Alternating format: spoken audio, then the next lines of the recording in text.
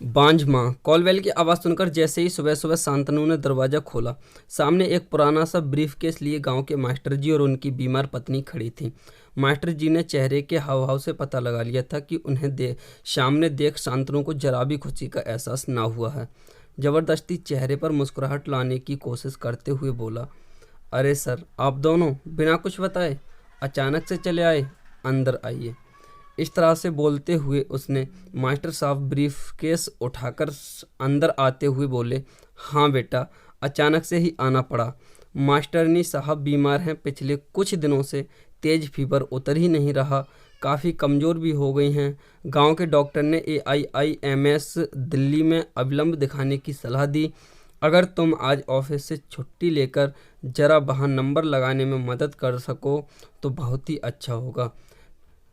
इसके बाद शांतनु बोला, नहीं नहीं, छुट्टी तो ऑफिस से मिलना असंभव सा है। बात काटते हुए शांतनु ने कहा। हालांकि अगले सप्ताह शांतनु के ससुराल से सास ससुर और साली आने वाले थे, तो अभी से एक सप्ताह की छुट्टी के लिए सारी तैयारियां हो चुकी थीं। थोड़ी देर में प्रिया ने भी अनमने ढंग से 2 कप चाय और कुछ बिस्किट उन दोनों बुजुर्गों के सामने टेबल पर रख दिए। इसके बाद जब शान्या सोकर उठी तो मास्टर जी और उनकी पत्नी को देखकर खूब खुशी से चहकते हुए दादी दादू बोलकर उनसे लिपट गई। दरअसल 6 महीने पहले जब शांतनु एक सप्ताह के लिए गांव गया था तो शान्या ज़्यादातर मास्टर जी के घर पर ही खेला करती थी। मास्टर जी निसंतान थे और उनका छोटा सा घर शांतनु के गांव वाले घर से बिल्कुल बराबर में ही था। बूढ़े मास्टर साहब खूब शान्या के साथ खेलते और मास्टरनी साहिबा बूढ़ी होने के बावजूद भी दिन भर कुछ ना कुछ बनाकर शान्या को खिलाती रहती थीं। बच्चे के साथ वो दोनों भी बच्चे बन गए थे। गांव से दिल्ली वापस लौटते वक्त शान्या खूब रोई और उसके अपने दादा दादी तो नहीं थे, मास्टर जी में ही वो अपने दादा दादी देखती थी। जाते वक्त शांतनु ने घर का पता देते हुए कहा, कभी भी दिल्ली आएँ तो हमारे घर ज़रूर आएँ, बहुत अच्छा लगेगा। दोनों बुजुर्गों की आंखों से शान्या को जाते देख आंसू गिर रहे थे और जी भर भर आशीर्वाद दे रहे थे। कुल्ला करने जैसे ही मास्टर जी बेसिन के पास आए, प्रिया की आवाज़ सुनाई दी, क्या ज़रूरत थी तुम्हें इनको अपना पता देने की? दोपहर को मेरी सहेलियां आती हैं, उन्हें क्या जवाब दूंगी? और शान्या को अंदर ले जाओ, कहीं बीमार बुढ़िया मास्टरनी की गोद में वह भी बीमार ना पड़ जाए। इस तरह से कहते हुए शांतनु ने कहा, मुझे क्या पता था कि सच में आ जाएंगे। रुको, किसी तरह इन्हें यहाँ से टरकाता हूँ। दोनों बुजुर्ग यात्रा से थके हारे और भूखे आए थे। सोचा था बड़े इत्मीनान से शांतनु के घर चलकर सबके साथ आराम से नाश्ता करेंगे। इस कारण उन्होंने कुछ खाया पिया भी न था। आखिर बचपन में कितनी बार शांतनु ने भी तो हमारे घर खाना खाया है।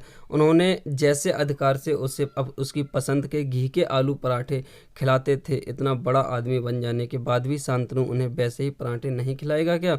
शान्या मम्मी की तेज़ आवाज़ सुनकर डरते हुए शान्या अंदर कमरे में चली गई।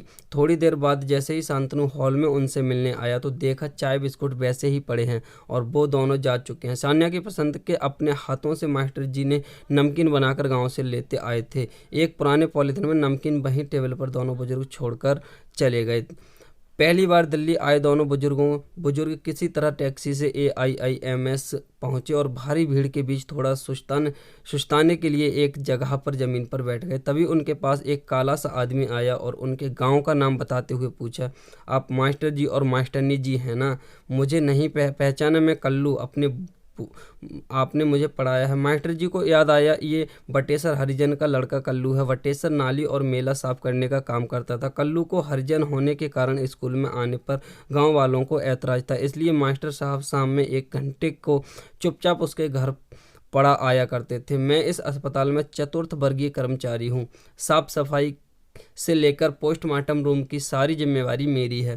फिर तुरंत उनका ब्रीफकेस सर पर उठाकर अपने एक रूम वाले छोटे क्वार्टर में ले गया। रास्ते में अपने साथ काम करने वाले लोगों को खुशी खुशी बता रहा था मेरे रिश्तेदार आए हैं, मैं इन्हें घर पहुंचाकर अभी आता हूं। घर पहुंचते ही पत्नी को सारी बात बताई। पत्नी ने भी खुशी खुशी तुरंत दोनों के पैर छुए। फिर सब मिलकर एक साथ गर्मा गर्म नाश्ता किए। फिर कल्लू की बीवी ने अपनी छोटी सी बेटी को मास्टरनी साहब की गोद में बिठा दिया। बच्ची उन बुजुर्गों के साथ खेलने लगी। कल्लू बोला, आप लोग आराम करें, आज मैं जो कुछ भी हूँ आपकी बदौलत ही हूँ। फिर कल्लू अस्पताल में नंबर लगा आया। कल्लू की माँ नहीं थी बचपन से ही। मास्टरनी साहब का नंबर आते ही कल्लू हाथ जोड़कर डॉक्टर से बोला, ज़रा अच्छे से इनका इलाज करना। डॉक्टर साहब, ये मेरी बूढ़ी माई है। सुनकर बूढ़ी माँ ने आशीर्वाद की झड़ियाँ लगाते हुए अपने कांपते हाथ कल्लू के सर पर रख दिए। वो बांझ औरत आज सचमुच माँ बन गई थी। उसे आज बेटा मिल गया था और उस बिन माँ के कल्लू को भी माँ मिल गई थी। तो फाइनली दोस्तों, आपको ये कहानी कैसी लगी? यदि अच्छी लगी हो तो प्लीज़ चैनल को सब्सक्राइब, वीडियो को लाइक और अपने दोस्तों के साथ ज़रूर शेयर कीजिएगा। और आपके पास भी अगर ऐसी कोई कहानी है तो प्लीज़ हमसे कांटेक्ट ज़रूर कीजिएगा। हमने दूसरी वीडियो में अपना व्हाट्सएप नंबर दे रखा है।